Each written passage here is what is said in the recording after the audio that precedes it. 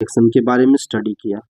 अब next topic displacement reaction के बारे में स्टडी करेंगे। एक्चुअली में नाम से पता चल रहा है डिस्प्लेसमेंट रिएक्शन क्या होता है। इसमें ये होगा कि मान लीजिए जैसे कि यहाँ Fe और प्लस CuSO4 है ना, ये दो रिएक्टेंट हैं, एक आयरन है और एक कॉपर सल्फेट है। ये रिएक्शन करेगा, ठीक है ना, तो ये रिएक्शन करेगा तो ये सल्फेट जो है इसके साथ डिस्प्लेस्ड हो जाएगा, तो मतलब FeSO4 बना देगा और कॉपर को अलग कर देगा। तो इस टाइप का रिएक्शन जिसमें कोई एक कंपाउंड का कुछ पार्ट डिस्प्लेस होके दूसरे एलिमेंट या कंपाउंड के साथ जुड़ जाता है, ऐसे रिएक्शंस को हम कहते हैं डिस्प्लेसमेंट रिएक्शन। तो इसको स्टडी करेंगे हम लोग, थोड़ा ध्यान से देखेंगे, जो भी इम्पोर्टेंट चीज है आप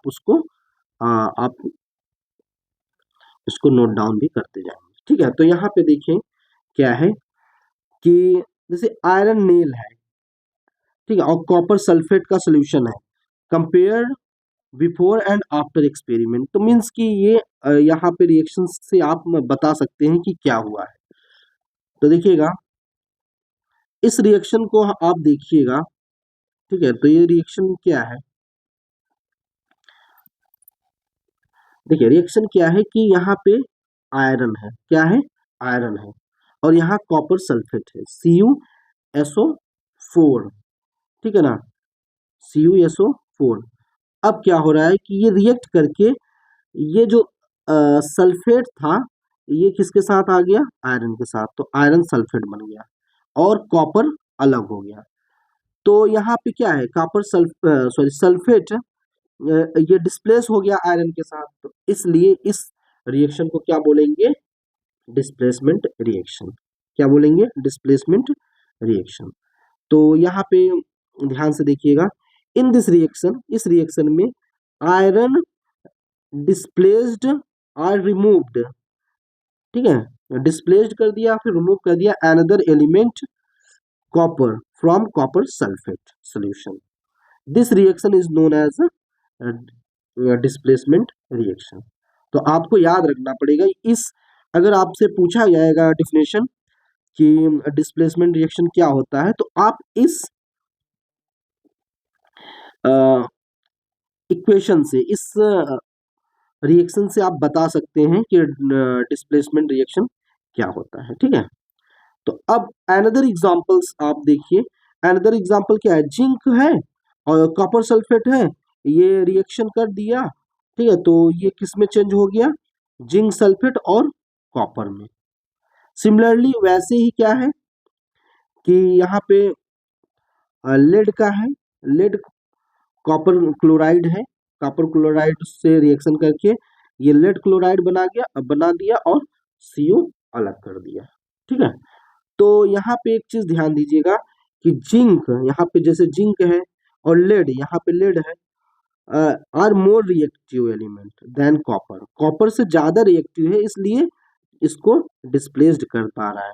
अगर यही कॉपर से कम रिएक्टिव अगर एलिमेंट होता तो ये रिप्लेस नहीं कर पाता, तो फिर डिस्प्लेसमेंट रिएक्शन नहीं हो पाता। तो इसके लिए ये भी चाहिए कि जो भी एलिमेंट हम यूज कर रहे हैं, एक एलिमेंट मोर रिएक्टिव होना चाहिए अनदर एलिमेंट से, ठीक है, तो ही डिस्प्लेसमेंट रिएक्शन पॉसिबल होगा।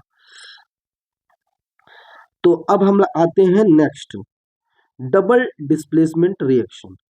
देखिए डबल डिस्प्लेसमेंट नाम से ही पता चल रहा है कि इसमें हमारा दो बार डिस्प्लेसमेंट होगा। तो यहाँ पे देखिएगा कैसे होगा, ठीक है, तो इसको ध्यान से देखना। okay. पहले यहीं से हम समझने की कोशिश करते हैं, जो रिएक्शन दिया गया है ये सोडियम सल्फेट है, क्या है, सोडियम सल्फेट है, और यहाँ बेरियम क्लोराइड है। अब बेरियम क्या करेगा, सल्फेट को डिस्प्लेस कर लेगा, और क्या करेगा, सोडियम किसको रिप्लेस कर देगा, क्लोरीन को। तो इस तरीके से क्या बन जाएगा कि एक हो गया बेरियम सल्फेट बन जाएगा, यहाँ से बेरियम के साथ आ गया, और ये क्लोरीन सोडियम क्लोराइड बना देगा। तो इस तरीके से दोनों में क्या हो रहा है, डिस्प्लेसमेंट हो रहा है। इधर सल्फेट डिस्प्लेस्ड हो रहा है और इधर क्लोरीन डिस्प्लेस्ड हो रहा है। और सल्फेट डिस्प्लेस्ड हो रहा है तो बेरियम सल्फेट बना दे रहा है, और यहाँ क्लोरीन डिस्प्लेस्ड होके सोडियम क्लोराइड बना दे रहा है। तो इस तरीके से एक रिएक्शन है, और इस रिएक्शन को हम क्या बोलेंगे, डबल डिस्प्लेसमेंट रिएक्शन। तो यहाँ पे देखिएगा एक चीज समझने के, व्हाइट सब्सटेंस, जब कोई भी रिएक्शन होता है तो एक व्हाइट सब्सटेंस रिलीज होता है which is insoluble in water, जो कि पानी में इनसोल्यूबल होता है, इज फॉर्म्ड, ठीक है ना, ये बनता है।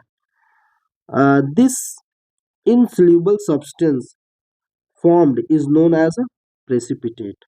तो इसको क्या बोलते हैं, प्रेसिपिटेट बोलते हैं। Any reaction that produce precipitate can be called precipitation reaction. तो इसको क्या बोला जाएगा, प्रेसिपिटेशन रिएक्शन बोला जाएगा, ठीक है। तो ध्यान दीजिएगा, और इस रिएक्शन को आप ध्यान से समझिएगा भी। तो यहाँ पे देखिएगा, यहाँ समझने की कोशिश करिएगा। यहाँ पे white precipitate of barium sulphate is formed by the reaction sulphate and barium 2+। Sulphate में 2- होता है, बेरियम में 2+ होता है। The product formed is sodium chloride, एक सोडियम क्लोराइड बनता है, विच रिमेन्स इन सोल्यूशन, जो कि सोल्यूशन में रहता है। Such reaction in which there is an exchange of ion between reactant, ठीक है, is called double displacement reaction. तो जहां पे आयन का डिस्प्लेसमेंट होता है उसको कहेंगे डबल डिस्प्लेसमेंट रिएक्शन। इसमें दोनों तरफ से आयन का डिस्प्लेसमेंट, एक नेगेटिव और एक पॉजिटिव है, ठीक है। तो यह ध्यान रखना। अब नेक्स्ट टॉपिक आता है हमारा ऑक्सीडेशन एंड रिडक्शन। ध्यान से देखिएगा, ऑक्सीडेशन एंड रिडक्शन क्या होता है। ऑक्सीडेशन, जैसे कि नाम से पता चल रहा है कि इसमें ऑक्सीजन ऐड होगा, ऑक्सीजन क्या होगा, ऐड होगा। और रिडक्शन में क्या होगा, ऑक्सीजन रिमूव होगा, क्या होगा, रिमूव होगा। तो ऐसे रिएक्शन को क्या बोलते हैं, रिडक्शन। तो देखिएगा ध्यान से, the surface of copper powder become coated with black sea copper 2 oxide। अब यहां से पूछा गया why has this black substance formed, ये क्यों ब्लैक सब्सटेंस फॉर्म होता है। तो इस रिएक्शन को आप ध्यान से देखिए, इस रिएक्शन को ध्यान से आप देखिए क्या है। ये रिएक्शन है, this is because oxygen is added to copper and copper oxide is formed. Oxygen react कर जाता है कॉपर से और क्या बना देता है, कॉपर ऑक्साइड। जैसे यहाँ पे रिएक्शन है, कॉपर ऑक्सीजन से रिएक्शन किया और क्या बना दिया, कॉपर ऑक्साइड। हीट प्रेजेंट था, हीट आपको देना होगा, ठीक है। तो ये एक तरीका है। नेक्स्ट देखिएगा,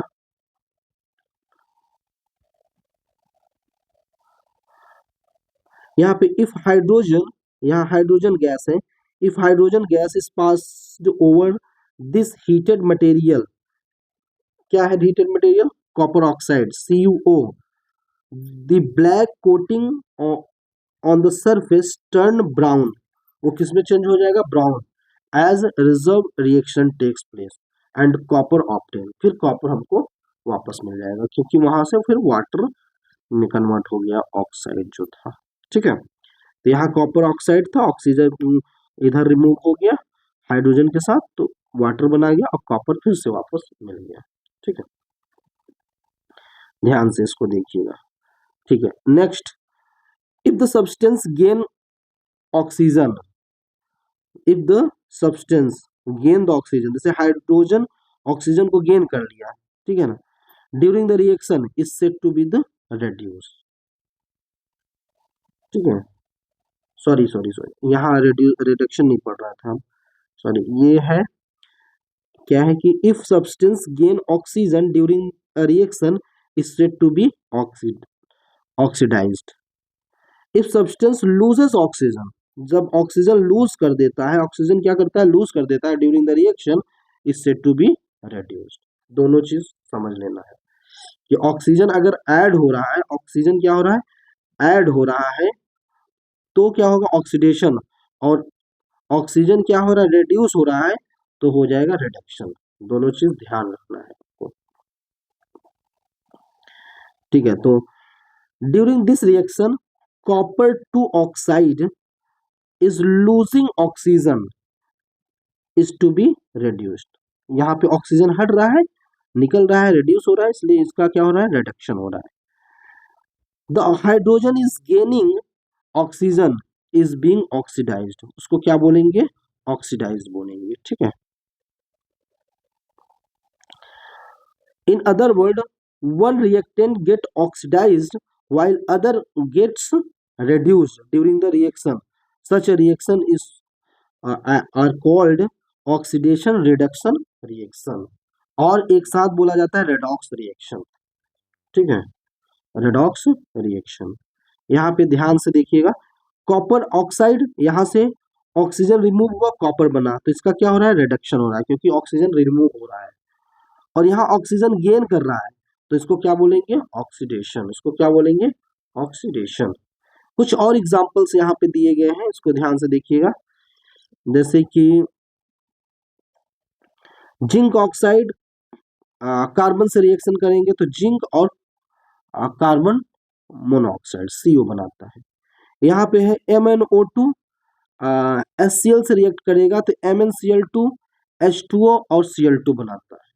तो इस तरीके से ये रिएक्शन हो रहे हैं, जो कि रेडॉक्स रिएक्शन कहलाएंगे, ठीक है। तो ध्यान से नेक्स्ट देखिएगा, तो यहाँ पे लिखा हुआ है कि रिएक्शंस बोला है कि carbon is oxidised to CO बन गया, क्योंकि ऑक्सीजन इसमें ऐड हो रहा है, और ZnO is reduce to Zn, ठीक है। तो यहाँ पे ऑक्सीजन रिमूव हो रहा है, तो इसलिए इसका रिडक्शन हो रहा है, तो ध्यान रखना है। सिमिलरली यहाँ पे भी देखना होगा कि HCl है, हाइड्रोजन क्लोराइड ऑक्सीडाइज हो रहा है Cl2 में, एंड MnO2 रिड्यूस हो रहा है MnCl2 में, ओके। तो यहाँ देखिएगा, above examples we can say that if substance gain oxygen or lose hydrogen, दोनों चीज समझना पड़ेगा। अगर ऑक्सीजन के केस में देखेंगे तो ऐड होना चाहिए, और हाइड्रोजन के केस में क्या होना चाहिए, रिड्यूस होना चाहिए। तब ऐसे जो होते हैं उसको कहते हैं ऑक्सीडेशन, ऑक्सीडेशन, ठीक है ना। और जस्ट इसके अपोजिट, अपोजिट क्या होगा, देखिए कि ऑक्सीजन क्या हो गया, रिमूव हो गया, और हाइड्रोजन क्या हो गया, गेन हो गया। ऐसे रिएक्शन को कहते हैं रिडक्शन, क्या बोलेंगे, रिडक्शन, ठीक है ना। ध्यान रखना है दोनों को, यही चीज आपको यहाँ बताया जा रहा है कि एवं एग्जाम्पल से हम लोग कह सकते हैं कि इफ सब्सटेंस गेन ऑक्सीजन और loses hydrogen during a reaction it is oxidised, तब उसको क्या बोलेंगे, oxidised. If substance loses oxygen, oxygen lose करता है, gains hydrogen during a reaction is called reduce, means it is reduced. तो ये important है, इसको आप नोट डाउन कर सकते हैं, ध्यान से याद रख सकते हैं। अब कुछ आपको डेली यूजेस में, डे टू डे लाइफ में इसके कुछ आपको देखने को मिलता है, इसके प्रैक्टिकल यूजेस में क्या होता है ऑक्सीडेशन और रिडक्शन का, ठीक है। Have you observe the effect of oxidation and reduction in everyday life, ठीक है। जैसे कोरोजन, कोरोजन आपने समझा होगा क्या होता है, जैसे यहाँ हमने कोरोजन के बारे में लिखा, बता भी रहे हैं इसको। कोरोजन क्या होता है, कोरोजन क्या होता है, degradation of metal due to reaction with its environment, degradation of metal, metal का degradation due to reaction of environment, ठीक है ना। तो यहाँ देखिएगा क्या है आपके बुक में क्या दिया है, you must have observe that iron article are shining when new.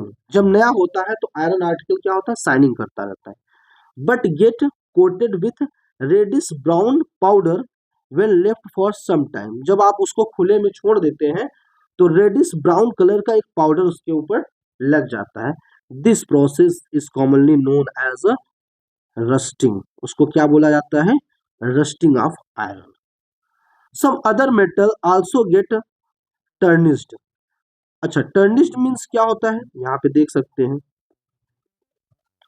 टर्निश्ड means to become or to make something less bright or shiny.